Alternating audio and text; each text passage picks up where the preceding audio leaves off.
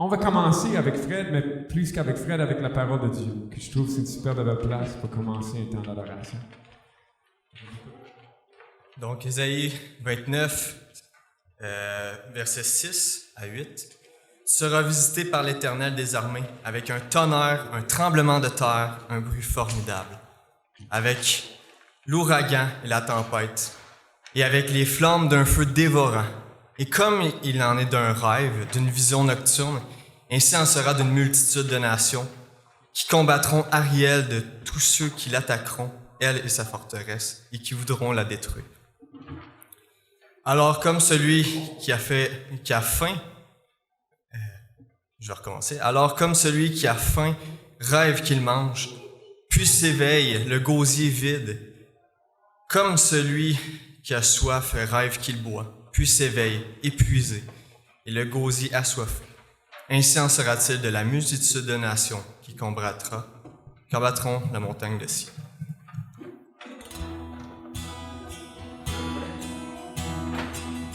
Le Seigneur des armées interviendra pour toi, avec un fracas de tonnerre, des tremblements de terre et une tempête de tourbillons. Chantons à notre grand Dieu. Loué sois-tu le Seigneur, le Saint de gloire. Mon âme faut l'acclamer par un chant de victoire. Oh, l'étoile vient au-delà de ton roi.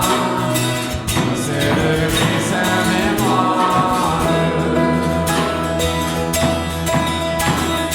Loué sois-tu le Créateur suprême,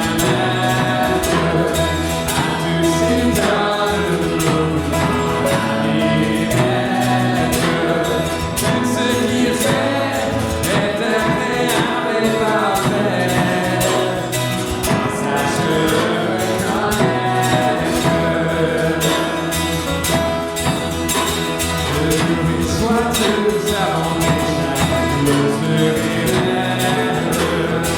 Il t'a donné la santé, ta grâce s'en elle. Dans le soir, surveille tous tes besoins. Vois combien il est fidèle. Loué sois-tu pour sa miséricorde et son âme, qui se répand sur le pécheur plus misérable. Ah, souviens-toi de ce que Jésus t'aura. C'est pour toi coupable. Loué sois-tu que les anges lui rendent l'hommage. Qui sa louange se terre en à l'unisson, tout en chante son nom. Alléluia,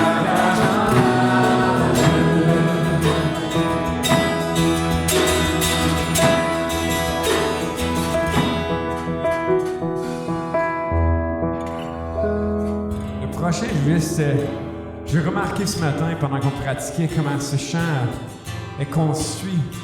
On dirait que dans chaque couplet, chaque ligne, on ajoute des couches de gens qui adorent Dieu.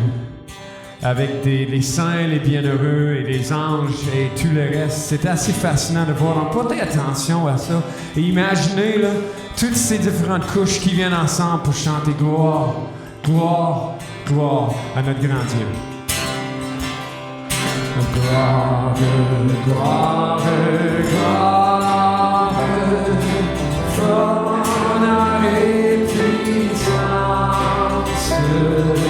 que ton nom soit exalté sur terre et dans les cieux.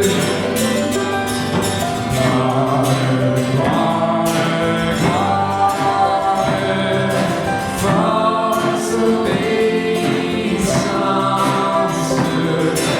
oh, ton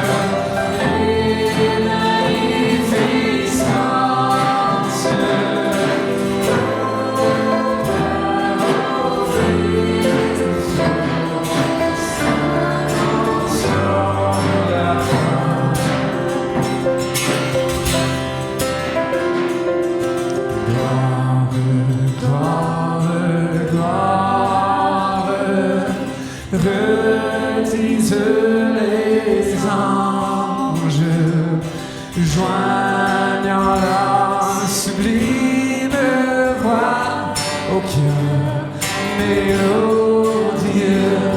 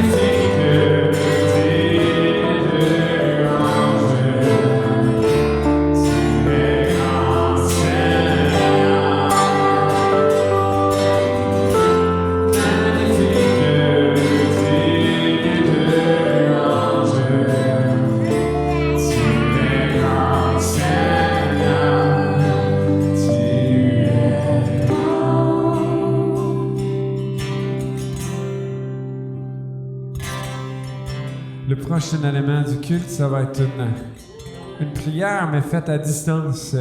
La femme de Patrice Mélina a enregistré une prière d'adoration pour nous ce matin, donc on va la voir à l'écran. Prions avec elle. Bonjour chers frères et sœurs de l'Église évangélique d'aujourd'hui, avec encore une fois grand plaisir de vous faire la prière d'adoration en lien avec la prédication de Hugo aujourd'hui. Nous te louons Seigneur, car tu es un Dieu qui nous guide par ta parole et ton Saint-Esprit. Nous te louons car tu es un Dieu de justice qui nous amène à avoir un cœur pur. Oui Dieu, nous avons vu ton pouvoir face à toutes nos difficultés, jamais tu ne nous abandonnes. Merci de nous accorder ta grâce pour continuer de t'honorer et te louer chaque jour.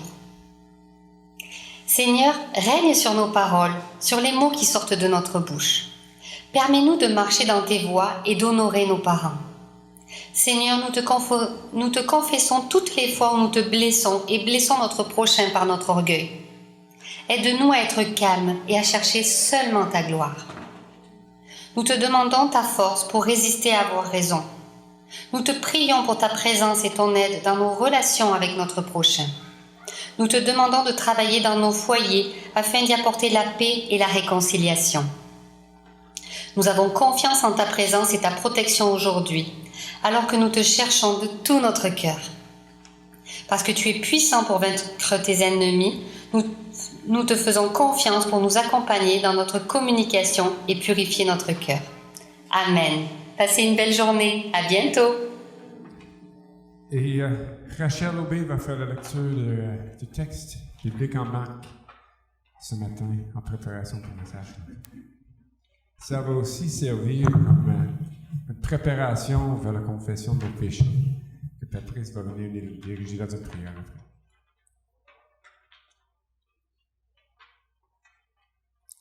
Les pharisiens et quelques spécialistes de la loi, venus de Jérusalem, se rassemblèrent auprès de Jésus.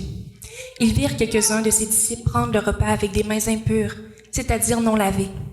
Or, les pharisiens et tous les Juifs ne mangeaient pas sans s'être lavés soigneusement les mains, conformément à la tradition des anciens. Et quand ils reviennent de la place publique, ils ne mangent pas avant de s'être purifiés. Ils tiennent encore à beaucoup d'autres traditions comme le lavage des coupes, des cruches et des vases de bronze. Alors les pharisiens et les spécialistes de la loi lui demandèrent « Pourquoi tes disciples ne suivent-ils pas la tradition des anciens, mais prennent-ils au contraire leur repas avec des mains non lavées? » Jésus leur répondit « Hypocrite, Ésaïe a bien prophétisé sur vous. Comme il est écrit, « Ce peuple m'honore des lèvres, mais son cœur est éloigné de moi. » C'est faussement qu'il m'honore en donnant des enseignements qui sont des commandements humains. Vous abandonnez le commandement de Dieu et vous gardez la tradition des hommes, car vous lavez les pots et les coupes et vous faites beaucoup d'autres choses semblables. Il leur dit encore, « Vous rejetez très bien le commandement de Dieu pour garder votre tradition. En effet, Moïse a dit, « Honore ton père et ta mère, et celui qui maudira son père ou sa mère sera puni de mort. » Mais d'après vous, si un homme dit à son père ou à sa mère, « Ce dont j'aurais pu t'assister est corban, c'est-à-dire une offrande à Dieu, alors il ne peut plus rien faire pour son père ou sa mère. Vous annulez ainsi la parole de Dieu par la tradition que vous avez établie, et vous faites beaucoup d'autres choses semblables. » Ensuite, Jésus appela toute la foule et lui dit, « Écoutez-moi tous et comprenez, il n'y a rien d'extérieur à l'homme qui puisse le rendre impur, en pénétrant en lui, mais c'est ce qui sort de l'homme qui le rend impur. Si quelqu'un a des oreilles pour entendre, qu'il entende. » Lorsqu'il fut entré dans la maison loin de la foule, ses disciples l'interrogèrent sur cette parabole. Il leur dit, « Vous aussi, vous êtes donc sans intelligence. Ne comprenez-vous pas que rien de ce qui de l'extérieur entre dans l'homme ne peut le rendre impur? En effet, cela n'entre pas dans son cœur, mais dans son ventre, puis est évacué dans les toilettes. » Il déclara ainsi que tous les aliments sont purs. Il dit encore, « C'est ce qui sort de l'homme qui le rend impur. En effet, c'est de l'intérieur, c'est du cœur des hommes que sortent les mauvaises pensées, les adultères, l'immoralité sexuelle, les meurtres, les vols, la soif de posséder, les méchancetés, la fraude, la débauche, le regard envieux, la calomnie, l'orgueil et la folie. Toutes ces choses mauvaises sortent du dedans et rendent l'homme impur. »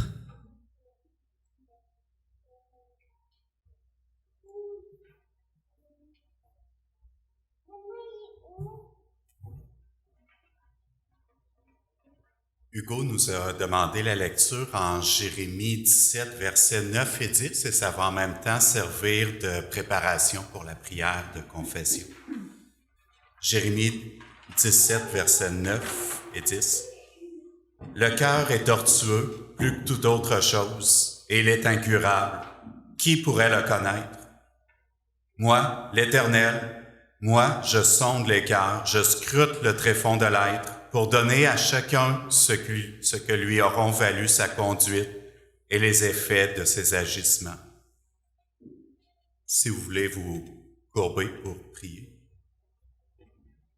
Dieu 3 fois saint, toi qui sondes les cœurs humains, nous reconnaissons que la chute originelle tend tout corrompre en nous, que même si, par le sang de Christ, tu nous as déjà rachetés et lavés, la sanctification, elle, n'est pas encore pleinement manifeste en nous. Tu sondes nos cœurs. Tu sais comment notre cœur peut prendre même des bonnes choses et les dévier en mal. Nous confessons que nous laissons parfois la peur envahir notre désir de sanctification et nous faisons alors passer des considérations secondaires plutôt que d'incarner le témoignage de ta grâce. Notre propre désir de justice tend parfois à prendre ta place, la place et le temps qui te reviennent. Nous pouvons parfois nous laisser entraîner à nous concentrer sur des extraits de ta parole qui font notre affaire, trahissant alors celle-ci, négligeant alors l'orientation globale de ton plan de rédemption. Garde-nous de chercher notre propre volonté. Toi seul es saint, 3 fois saint. De grâce, crée en nous un cœur pur.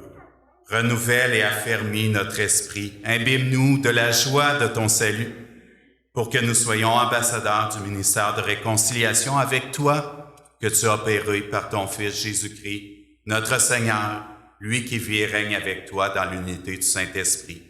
Un seul Dieu, maintenant et toujours, pour les siècles des siècles. Amen.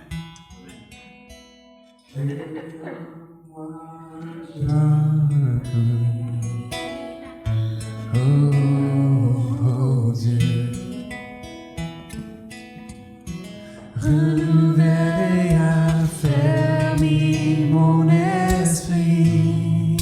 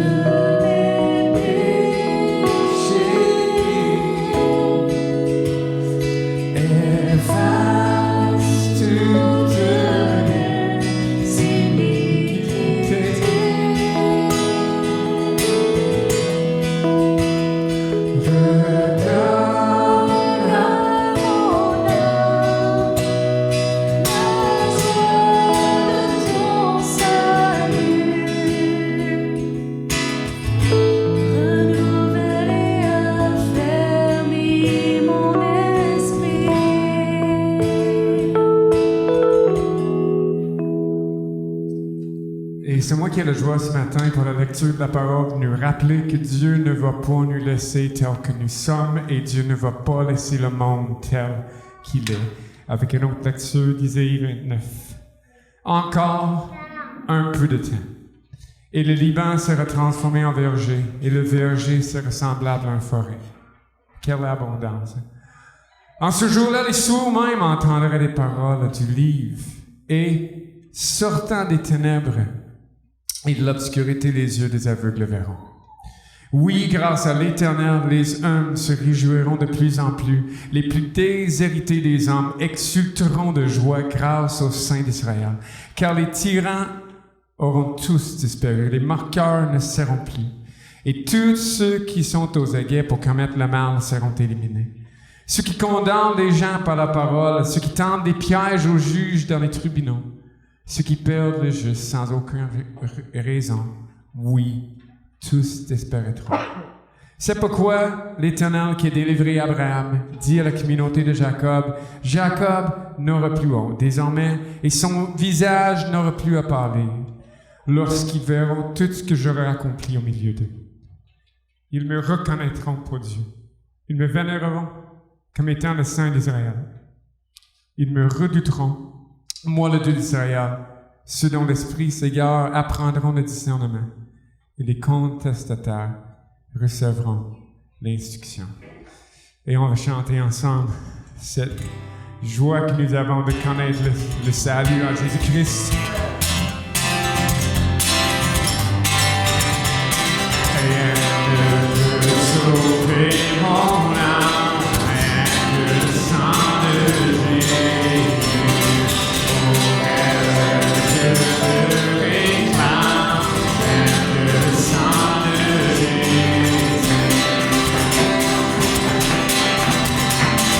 Pour mon pardon je te dois, et le sang de Jésus.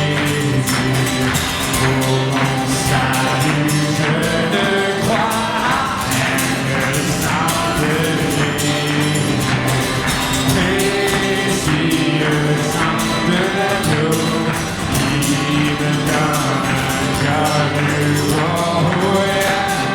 Comme je ne veux plus que le sang de Jésus.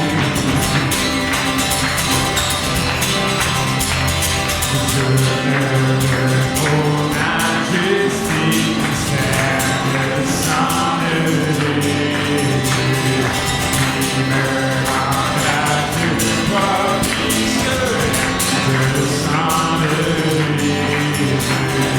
Mon Dieu, je me te présente que le sang de Jésus. Si je me contente que le sang de Jésus, précieux sang de l'agneau qui me donne un cœur nouveau.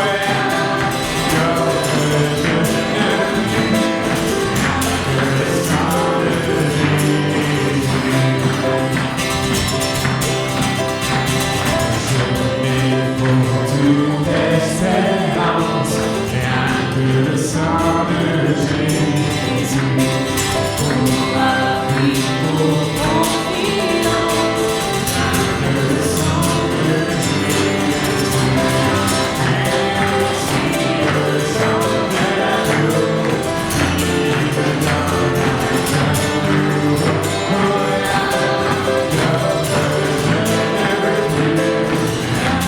Le sang de Jésus, précieux le sang de l'agneau qui me donne un cœur nouveau.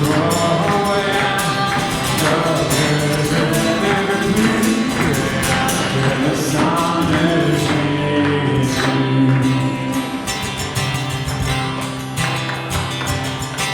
Homme de douleur, Fils de Dieu, trahi par les hommes, le fardeau de notre péché, ce Jésus fut posé.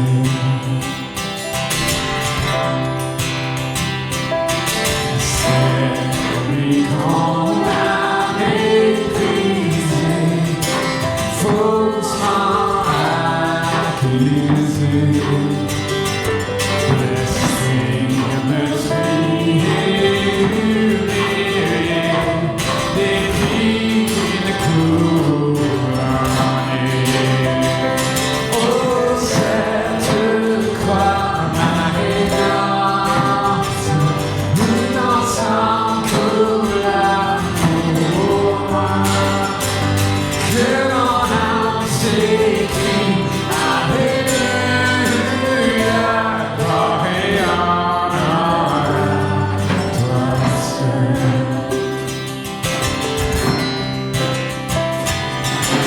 Venu sur la terre pour nous enseigner, pour acheter et pardonner ceux qui l'ont crucifié. Oh, cette croix arrêtante, que l'on entoure là pour moi, que mon âme s'écrie, Alléluia, gloire et honneur à toi seul. Ma dette est payée, elle est effacée par le sang précieux que Christ a versé. Mon péché est vaincu, son emprise n'est plus. Il m'a libéré pour l'éternité. Ma dette est payée, elle est effacée par le sang précieux que Christ a porté. Son emprise n'est plus. Il m'a libéré pour l'éternité. Oh, cette croix arrêtante, une ensemble pour l'amour, que mon âme s'écrie, Alléluia, gloire et honneur à toi seul.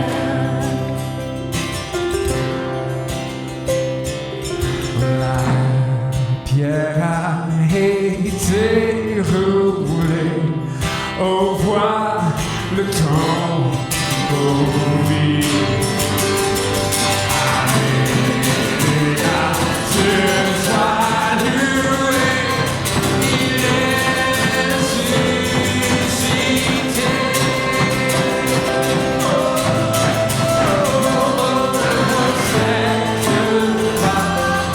arrêtante, une ensemble pour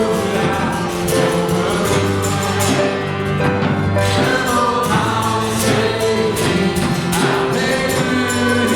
Alléluia, gloire et honneur à toi seul. Gloire et honneur à toi seul. Gloire et honneur à toi seul.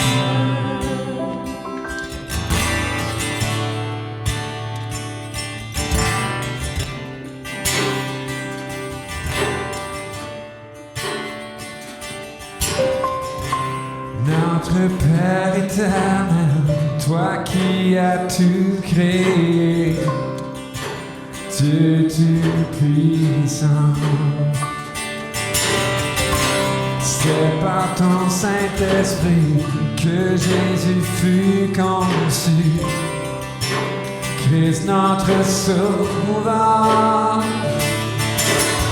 Oui, je crois en Dieu notre Père, oui, je crois en Christ ton Fils, oui, je crois en ton Saint-Esprit, ô Trinité divine, oui, je crois à la résurrection, que nous vivrons à jamais, car oui, je crois dans le nom de Jésus.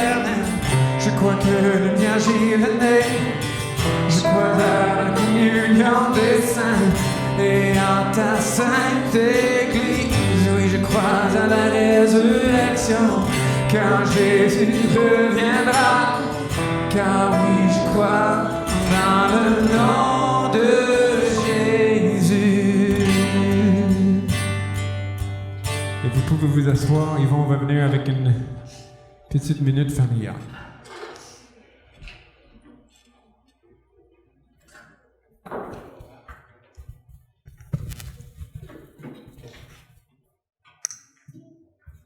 Bienvenue à tout le monde. Quel plaisir de vous voir ici en bon nombre ce matin. Alors, quelques annonces avant de passer à la prière pastorale. C'est le temps, la période d'inscription pour Mouvement Jeunesse est en marche présentement. Vous savez, ça s'adresse pour ceux qui ont terminé le secondaire, qui veulent donner une année de leur vie pour le Seigneur. Et c'est pour servir le Seigneur dans le contexte de l'Église locale.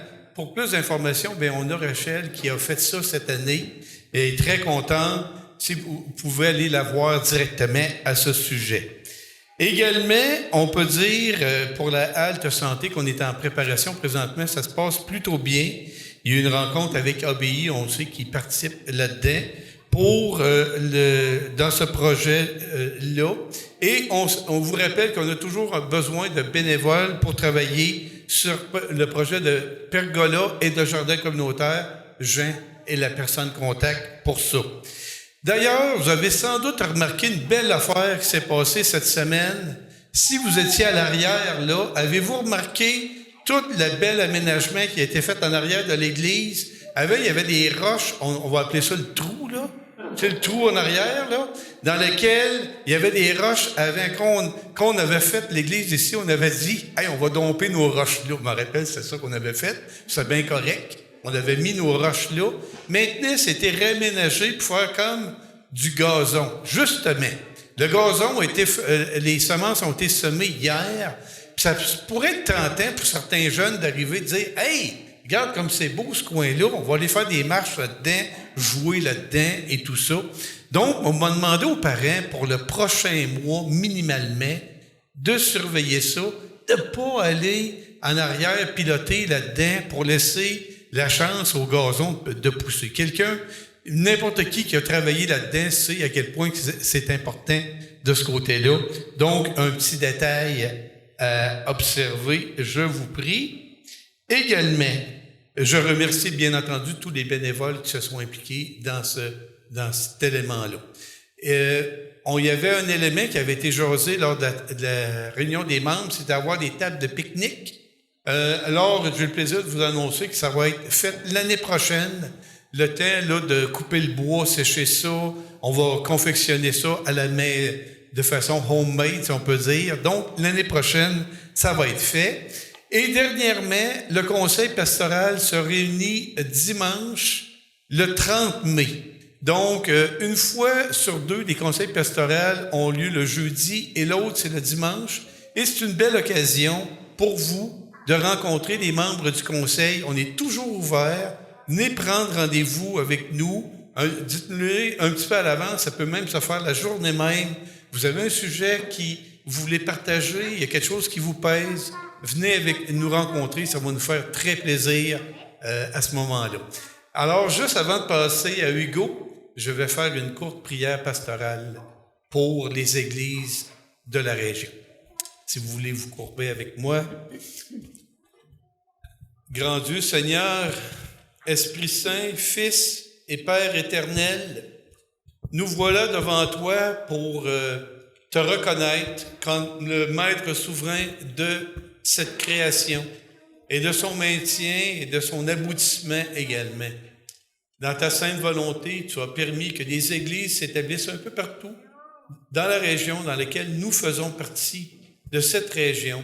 Nous prions pour la meilleure unité possible dans les églises de cette région, que nous puissions nous parler avec simplicité et dans la vérité que tu nous enseignes la parole de Dieu. Que notre témoignage commun soit le plus fort possible pour emmener de nouvelles personnes à toi et aussi pour prendre soin le mieux possible des gens qui se sont donnés à toi.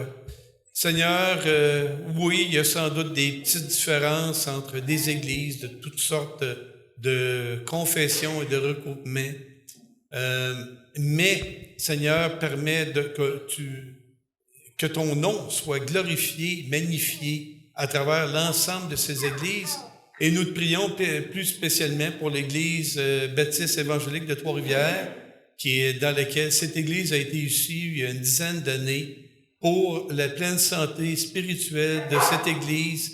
Prends soin des pasteurs qui sont là également à chaque occasion. Alors, bénis cette assemblée. Merci, Seigneur, pour le temps de louange que nous avons eu ce matin et pour le temps de prédication qui s'en vient avec Hugo. Sois avec lui ce matin. Amen.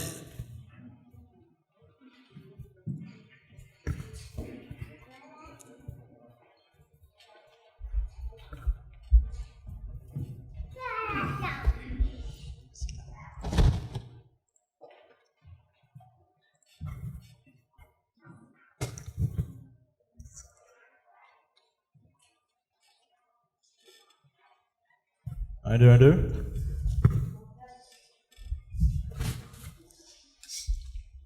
Donc, bonjour à tous. Bon matin. Je suis vraiment content de pouvoir être là ce matin. Je ne sais pas si vous avez remarqué, ça fait 3 dimanches que je ne peux pas me présenter à l'église en raison de certains symptômes qui, en lien avec la COVID, je ne peux pas prendre le risque de venir. Inquiétez-vous pas, je suis correct aujourd'hui. Tout va bien. Puis aussi, la dernière fois que j'ai eu l'occasion d'apporter la parole, c'était devant une caméra. Donc, je peux vous confirmer que c'est vraiment mieux. En vrai, je suis content de vous voir. Il y en a qui comprennent.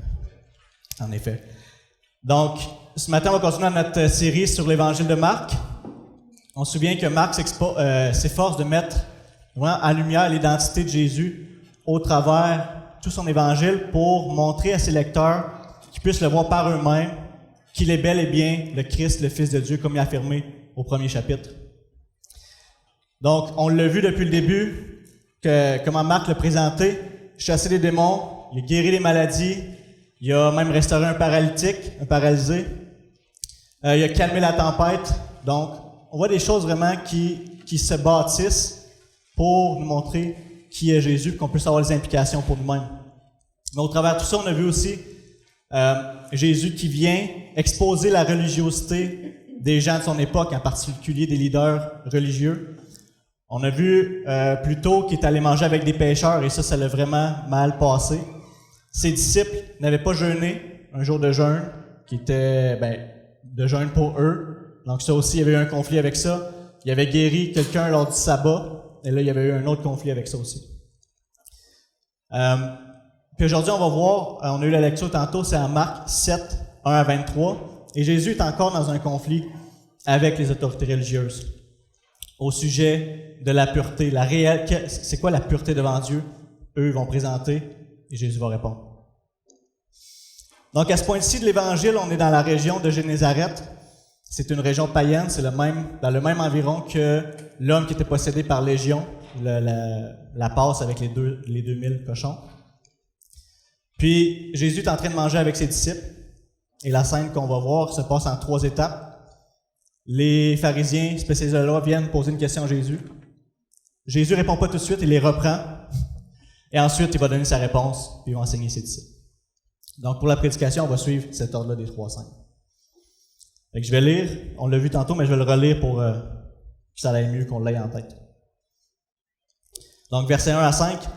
Les pharisiens et quelques spécialistes de la loi, venus de Jérusalem, se rassemblèrent auprès de Jésus. Ils virent quelques-uns de ses disciples prendre leur repas avec des mains impures, c'est-à-dire non lavées. Or, les pharisiens et tous les Juifs ne mangent pas sans s'être lavés soigneusement les mains, conformément à la tradition des anciens. Et quand ils reviennent de la place publique, ils ne mangent pas avant de s'être purifiés. Ils tiennent encore à beaucoup d'autres traditions, comme le lavage des coupes, des cruches et des vases de bronze. Alors les pharisiens et les spécialistes de la loi lui demandèrent « Pourquoi tes disciples ne suivent-ils pas la tradition des anciens, mais prennent-ils au contraire leur repas avec des mains impures? » Donc, on voit l'enjeu, c'est l'aspect que les disciples n'ont pas mangé avec les mains impures. Qui vient poser la question? Pharisiens, spécialistes de la loi, on se rappelle, c'est les chefs religieux de l'époque. Et c'est pas la première fois qu'ils viennent mettre Jésus à l'épreuve. Puis on voit un détail important que Marc nous donne. Des fois, on peut passer par-dessus, mais dans ce cas-ci, c'est important. Ils sont venus de Jérusalem. 2 choses. Premièrement, on se rappelle, ils sont à Génézareth, dans une région païenne. Habituellement, ils vont pas là pour pas justement se souiller avec les païens. Ensuite de ça, de cette distance-là, de Jérusalem, c'est 145 km. Il n'y a pas de voiture. C'est un bon bout à cette époque-là. Juste pour aller mettre Jésus à l'épreuve, pour essayer de le piéger. Deuxièmement, Marc nous a aussi... la dernière fois que Marc a parlé de ce groupe-là, c'était en Marc chapitre 3, où il était en train de l'accuser de chasser les démons par Satan. Donc c'est vraiment, même si c'est pas les mêmes personnes, c'est le même groupe. Donc on voit que c'est vraiment hostile envers le ministère de Jésus. Au verset 2, les pharisiens disent que les disciples mangent avec ce qu'eux appellent les mains impures. Donc ce qu'ils sont en train de faire là, c'est qu'ils essayent d'humilier Jésus. Parce que comme on va voir plus tard dans le texte, Jésus n'est pas seul avec eux. Il y a les disciples de Jésus autour, puis il y a une foule. Et à cette époque-là, ce qu'il faut bien comprendre, c'est la relation maître-disciple. Donc, si les disciples agissaient d'une certaine manière ou enseignaient quelque chose, c'était la responsabilité du maître, parce que c'est lui qui aurait mal enseigné. Donc, en venant dire ça à Jésus, pourquoi tes disciples? Ben, en fait, ils l'accusent lui, puis ils veulent l'humilier devant les autres, de mal avoir fait son travail selon leur loi. Puis il nous fait remarquer aussi que c'est pas juste les pharisiens, comme s'ils venaient de haut, nous on fait ça, vous faites pas ça. Mais on lit dans notre texte, c'était marqué les pharisiens et tous les juifs. Donc c'est vraiment une coutume qui était ancrée dans la culture, dans la religion juive de cette époque-là, qui était normatif de pureté. Ensuite, c'est quoi la tradition des anciens? En fait, c'est important, je recule un petit peu. C'est important de noter qu'est-ce qui viennent l'accuser, les pharisiens, c'est pas sur la loi, mais sur la tradition des anciens ou la tradition des ancêtres. Et c'est pour cette raison, justement, que Jésus va les reprendre aussi sévèrement au chapitre 6, au verset 6, avant de leur répondre. Parce que c'était pas sur la loi, mais sur la tradition. Et c'est quoi ça, la tradition? En fait, c'était aussi appelé la loi orale. Et c'était l'interprétation de la loi écrite qui était faite par soit les anciens dans le... C'est pas comme les anciens à l'Église ici, que ceux qui dirigent l'Église, mais les anciens d'Israël, du peuple d'Israël, c'était des hommes reconnus comme étant sages par le peuple, qui on allait voir pour les conseils de sagesse ou pour l'interprétation de la loi, justement, mais aussi par les rabbins, donc ceux qui enseignaient le peuple. Ça, c'était fait... C'était fait en vue d'appliquer la loi dans la vie de tous les jours. Mais par contre, dans la pratique, ce que ça faisait, c'est que souvent, l'interprétation puis l'application qu'il en apportait déviait tellement du sens premier de la loi qu'au final, ça avait tordu le sens ou éloigné du sens, qui faisait qu'il n'appliquait plus la loi, mais finalement plus la tradition, puis ça suivait comme ça, génération en génération.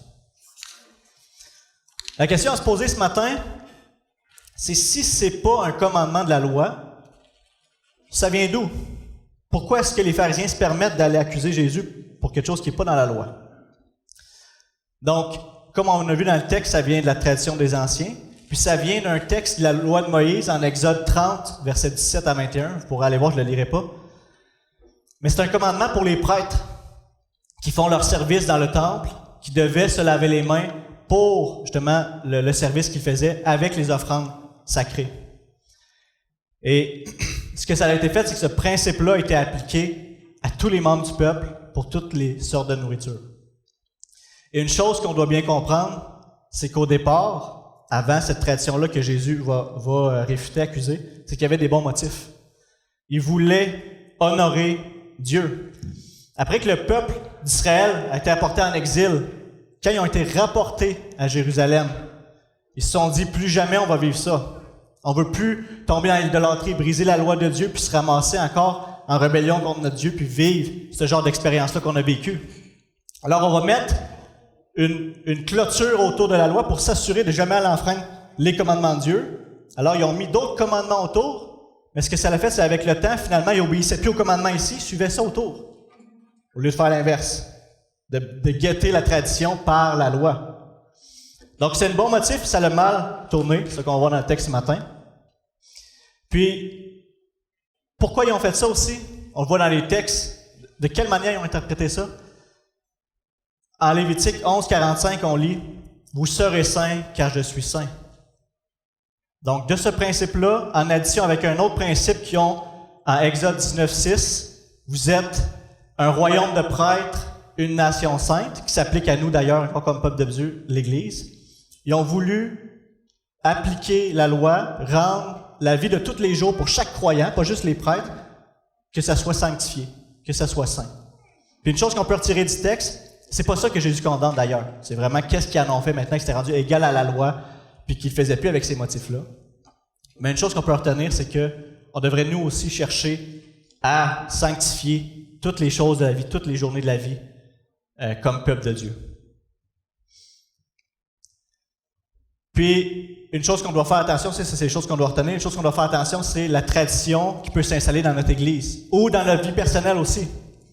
Puis ça peut être sur différents aspects, mais quand on tombe dans le danger de dire « on a toujours fait ça comme ça », au lieu de dire « c'est ce que la Bible enseigne », là, ça devient dangereux.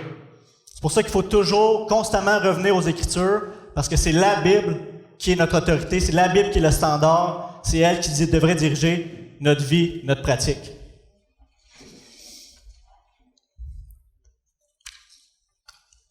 Désolé, j'ai la bouche très sèche.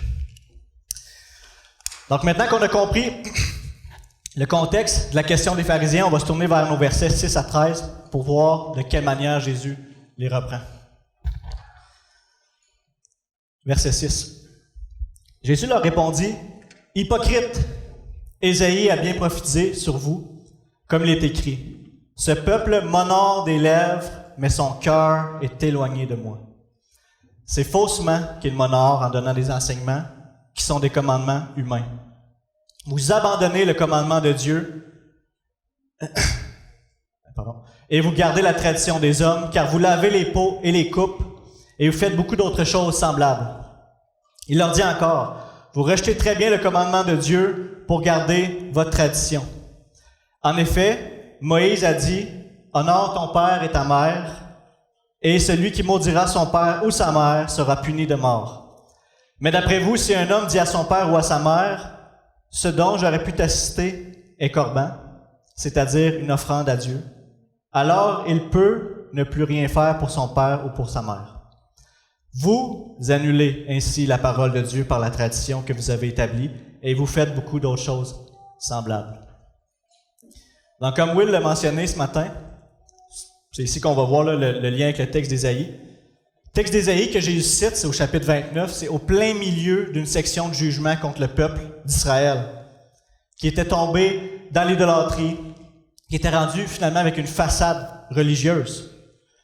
Puis, ce chapitre-là est lié avec le jugement qu'on voit au chapitre 6, quand Ésaïe a la vision glorieuse de Dieu assis sur son trône, qui va comme suit. « Va dire à ce peuple, Dieu qui dit à Ésaïe, « Vous aurez beau écouter, vous ne comprendrez pas. Vous aurez beau regarder, vous ne saurez pas. Rends insensible le cœur de ce peuple, endurcis ses oreilles et ferme-lui les yeux, pour qu'il ne voie pas de ses yeux, n'entende pas de ses oreilles, ne comprenne pas de son cœur, ne se convertisse pas et ne soit pas guéri. C'est un jugement fort. Et c'est sur ce jugement qui sont encore les chefs religieux de l'époque, parce qu'on peut voir plus tard justement que c'est la raison pour laquelle Jésus leur répond en parabole, au verset 15. Et qui n'ont clairement pas compris d'ailleurs, sous ce jugement-là. C'est ça qu'on avait vu avec Will, au chapitre 4, dans la parabole du semeur, ce qu'il avait dit. C'est pas toujours pour que ce soit plus facile pour les gens de comprendre. Des fois, c'est un jugement pour que ceux qui entendent ne comprennent pas finalement. Mais les disciples peuvent venir par la suite pour l'avoir expliqué, comme on va voir à la fin du texte. Et on va noter aussi de quoi Dieu les accusait. Ce peuple m'honore des lèvres, mais son cœur est éloigné de moi. C'est faussement qu'il m'honore en donnant des enseignements qui sont des commandements humains. Dans une autre version, on lit au même verset en Ésaïe que la crainte qu'il a de moi n'est qu'un commandement humain, une leçon apprise. Ils sont religieux. Ils sont tombés dans l'hypocrisie de la religiosité qui guette tous les cœurs humains, même nous ce matin. Ils font les choses de manière mécanique, avec un cœur complètement détaché de leur dévotion. Et c'était le cas des pharisiens, comme on a vu. Mais avant de les pointer du doigt, on doit s'examiner nous-mêmes. Est-ce que ça nous arrive à nous d'être hypocrites dans notre propre vie, dans notre service qu'on rend à Dieu, dans notre relation avec lui? Donc, à la lumière de notre passage, comme j'ai lu tantôt, le peuple honorait Dieu des lèvres, mais le cœur était loin. Ça n'aura pas la même portée que ça aurait pu avoir sans la COVID, là. Mais ce matin, on a chanté des chants glorieux, vraiment bons. Mais est-ce que notre cœur était avec nos lèvres? Est-ce qu'on c'était sincère? Est-ce qu'on disait que c'était juste des lèvres qui bougeaient? Ou est-ce qu'on était sincère dans le cœur en train d'adorer notre grand Dieu? Puis c'est un réel danger qui nous guette de venir dimanche après dimanche, puis que ça devienne une habitude, et qu'on vienne adorer Dieu avec un cœur qui est détaché, qui n'est plus là. Donc veillons sur ça. On peut aussi penser à notre vie de prière. Puis je ne veux pas y aller avec un ton accusateur parce que c'est tellement subtil. Ça peut venir s'infiltrer en nous, puis d'une manière qu'on ne réalise même pas, parce que comme on a lu en Jérémie 17, notre cœur est tortueux, notre cœur s'éloigne facilement. C'est subtil, mais ça peut être là. Donc dans la vie de prière, quand on prie ces belles prières qu'on entend des fois, Seigneur, brise-moi. Seigneur, sanctifie-moi. Prends tout, Seigneur. Fais ton œuvre dans ma vie, que ta volonté soit faite.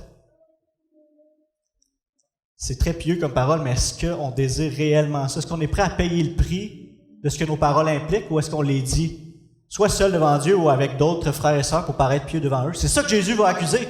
Matthieu 6 et 7. Que les pharisiens aimaient faire des longues prières devant les autres pour paraître pieux, ou donner pour que les gens voient. Donc, dans notre vie de prière, on doit veiller sur ça. Mais aussi, Jésus, qu'est-ce qu'il va dire aussi en Matthieu 7? Qu'on va être prompt, nous, les hommes, à faire quoi? Aller voir dans l'œil de l'autre. S'il n'y a pas un petit brindille, une paille. Alors qu'il y a une poutre dans la nôtre. De voir les péchés, c'est les autres, alors qu'on ne sait pas regarder nous-mêmes nos péchés à nous. Et Jésus les traite, c'est mot pour mot, hypocrite aussi, même chose. Mais on est capable d'être hypocrite envers les autres, même envers nous-mêmes, comme on l'a vu. Mais on ne peut pas être hypocrite devant Dieu. Dieu nous voit. Dieu nous voit tel qu'on est vraiment. Dieu sonde nos cœurs, sonde nos reins, examine nos motifs. Donc le remède contre l'hypocrisie, c'est Psaume 139. Vous irez le lire. Je vais lire un extrait pour vous ce matin. Éternel, tu m'examines et tu me connais. Tu sais quand je m'assis et quand je me lève. Tu discernes de loin ma pensée, tu sais quand je marche et quand je me couche. Toutes mes voies te sont familières. Ta parole n'est pas encore sur ma langue que déjà, Éternel, tu la connais entièrement. Tu m'entoures par derrière et par devant, tu places ta main sur moi. Ici, David avait compris, avait appliqué que Dieu est présent partout, que Dieu connaît tout. Ça l'était appliqué à lui-même, à son âme, à son cœur. Et c'est pour ça qu'il termine le psaume en disant « Examine-moi, ô Dieu, et connais mon cœur. Mets-moi à l'épreuve et connais mes pensées. Regarde si je suis sur une mauvaise voie et conduis-moi sur la voie de l'éternité. » Ça, c'est vraiment ce que je vous invite, ce que je nous invite, je m'inclus là-dedans, à prier régulièrement, à porter régulièrement à Dieu, de le laisser exposer notre âme. Il voit, il sait. Nous, des fois, on ne voit pas. Mais de le laisser toute sa connaissance, sa pleine connaissance, sa pleine présence, de savoir qu'il est présent, qu'il nous voit, qu'il nous connaît. De le laisser voir, examiner nos cœurs pour se laisser être transparent, à nu devant lui, pour que sa parole, pour que sa présence transperce notre âme, puis nous voit tel qu'on est vraiment, nous l'expose, pour qu'on puisse s'en repentir et vivre une vie sincère avec lui et avec nos frères et sœurs. Parce que si on est hypocrite avec Dieu, c'est sûr que ça va descendre dans les relations avec les autres.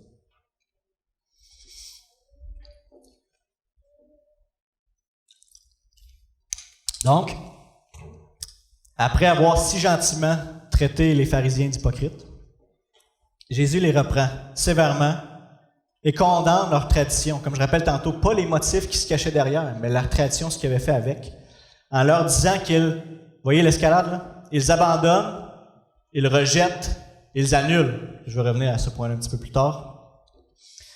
Puis non seulement, comme j'ai dit tantôt, ils accordaient une autorité égale à leur loi orale, à la tradition, à la loi écrite, mais en plus, ce qu'ils enseignaient faisait en sorte que ceux qui écoutaient leur enseignement annulaient d'autres commandements.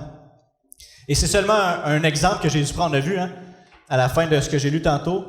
Vous faites ça, mais faites aussi beaucoup d'autres choses encore. Donc, c'était juste un exemple que Jésus vient prendre, puis il fait par exprès pour prendre un exemple de Moïse, parce que c'est sur lui qu'ils se basaient dans leurs Écritures. Jésus lui dit, en fait, donc, l'exemple qu'il prend, c'est celui du Corban, qui était en conflit avec le 5e commandement, comme on a vu, qui était « Honore ton père et ta mère », dans le sens financier. Et ce que le Corban est, en fait, on le voit dans le texte, Marc met une petite note pour qu'on comprenne, en disant « Ce que j'aurais pu t'offrir, ce que j'aurais pu offrir à mes parents, je le donne à Dieu. » Mais ce qu'on doit comprendre, c'est que ce qu'il avait fait avec ça, c'était rendu un vœu. Et ce qu'on voit dans la loi, justement en Nombre, chapitre 30, verset 3, ça dit que lorsqu'un homme fera un vœu à l'Éternel ou un serment pour se lier par engagement, il ne violera point sa parole. Il agira selon tout ce qui est sorti de sa bouche. Donc là, il y avait un conflit. Les pharisiens enseignaient, tu peux faire un vœu qui disait que tu laisses ton argent. Souvent, c'était pas immédiatement, c'était reporté, différé, puis souvent c'était à la mort. Toutes mes avoirs, je laisse à Dieu à ma mort. Donc, je ne peux pas aider mes parents. Et les pharisiens disaient, t'as fait ce vœu-là? Tu ne peux pas aider tes parents. Donc, il est en train de dire, tu peux briser le commandement de Dieu. Puis ce qu'il faut comprendre, c'est que Jésus leur rappelle, selon la loi de Moïse, on l'a lu, celui qui maudissait son père ou sa mère en parole était puni de mort, lapidé. Et eux sont en train de dire, tu peux briser le commandement. Mot pour mot la lettre, là. C'est grave. Donc ça faisait en sorte qu'ils faisaient plus juste abandonner ou rejeter le commandement pour eux-mêmes, mais en plus, en enseignant ça, ils annulaient la parole pour ceux qui les écoutaient. Donc c'est pour ça que, en fait ça c'est un gros avertissement pour ceux qui enseignent la parole. C'est pour ça que Jacques, dans la Bible, Jacques, avertit qu'on ne soit pas nombreux à vouloir donner enseignant parce qu'il y a un jugement plus grand pour eux. Mais c'est pas nécessairement juste ceux qui font la prédication, ou que ça peut être aussi dans les groupes, du 1 à 1, quand on enseigne la parole, qu'on s'assure que ce soit vraiment ce que Dieu demande dans sa parole, pour ne pas égarer les autres avec nous. Donc maintenant qu'il a repris les pharisiens, qu'il les a exposés sur leur vrai jour, Jésus donne sa réponse. Puis ensuite, il va enseigner la signification à ses disciples. On est rendu au verset 14. Je vais lire jusqu'à la fin.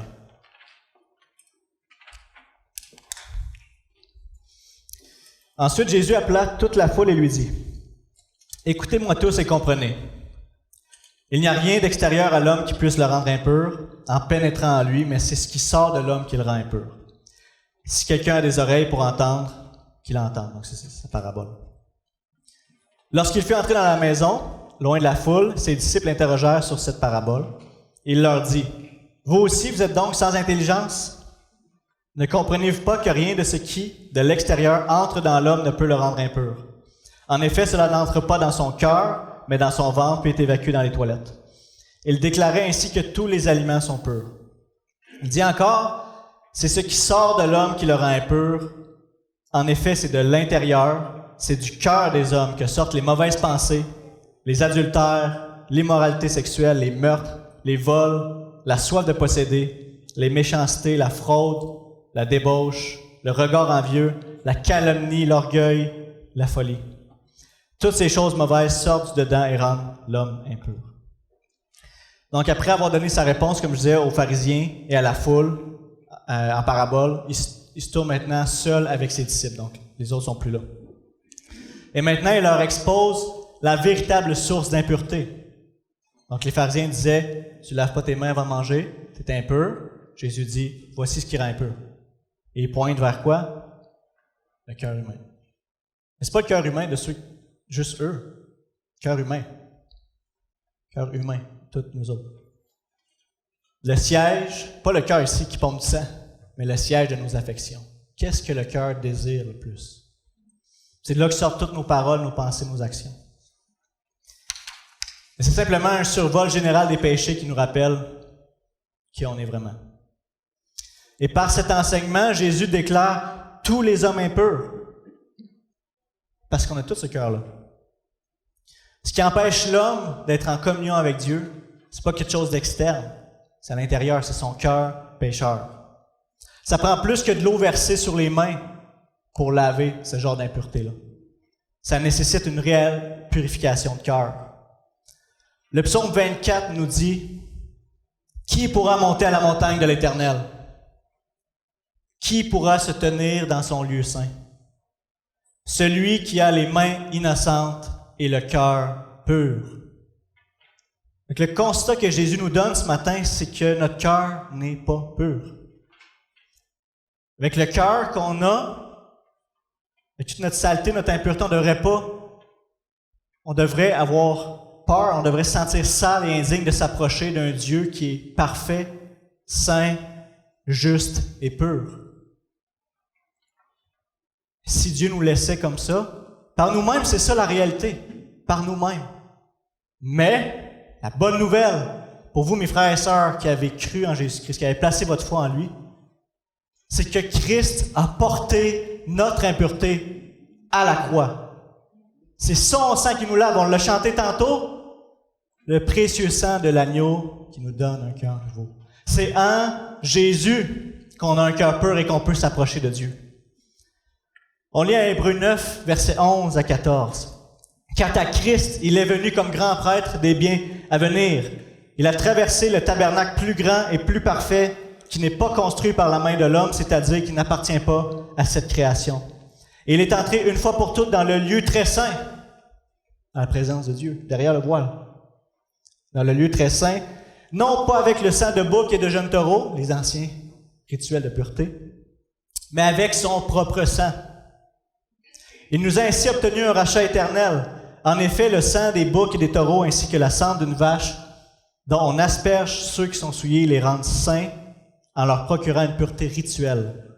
Si tel est le cas, le sang de Christ qui s'est offert lui-même à Dieu par l'Esprit éternel comme une victime sans défaut, purifiera d'autant plus votre conscience des œuvres mortes, afin que vous serviez le Dieu vivant. C'est par son sang. Jésus a purifié notre conscience. Avec notre conscience de pécheur, comme on a vu tantôt, avec le cœur qu'on a, on devrait pas vouloir aller à Dieu. Mais son sang nous lave notre conscience, nous donne la conscience qu'on est aimé, accepté, pur devant l'Éternel. Donc, ça c'est réglé. Christ nous a rendus purs devant Dieu. Mais comme je l'ai dit tantôt, la réalité, c'est que tant qu'on n'est pas glorifié avec le Seigneur, tant qu'on est dans cette tente, cette chair, que, comme Paul appelle le corps de mort, on le sait c'est quoi. Notre cœur est encore pécheur. On lutte avec ça. Il y a un désir en nous de faire la volonté de Dieu. On a vu tantôt, on a un cœur nouveau dans le sens que Dieu nous a régénérés. Maintenant, on aime Dieu, on veut faire sa volonté, mais le cœur pécheur est là. Il y a cette lutte interne au quotidien. Et à cause de cette réalité, on doit lutter pour la sainteté en s'appuyant constamment sur l'œuvre de Christ. Donc on doit voir notre vieil homme, celui avant la conversion, l'être pécheur, comme mort, crucifié à la croix, avec Christ, placardé, enfoui dans le tombeau. Et maintenant, comment on vit? Par sa puissance, sa victoire, sa résurrection, sa vie en nous. C'est en lui qu'on est pur. En lui, on peut servir le Dieu vivant. C'est par son esprit en nous qu'on peut mortifier les mauvais désirs du cœur, de notre cœur, et grandir en sainteté, afin de marcher d'une manière digne de son saint appel pour la gloire de Dieu. Prions. Seigneur, quel texte merveilleux. Quelle grâce tu as eu envers nous de ne pas nous laisser dans notre impureté, dans notre rébellion, ce cœur mauvais qui aurait toujours choisi autre chose que toi. Quel grand amour tu as démontré. Venir mourir à la croix. Prendre sur toi le châtiment qui nous était dû. L'impureté qui était nôtre pour nous réconcilier à Dieu. Purifier notre conscience afin qu'on puisse le servir avec un cœur pur et sincère. Et donne-nous cette semaine de veiller sur notre cœur, de saisir que tu es présent, qu'on puisse être transparent avec toi et qu'on puisse être vrai et sincère avec nos frères et sœurs dans notre marche. Bénis la semaine à chacun, sois avec nous, en Jésus. Amen.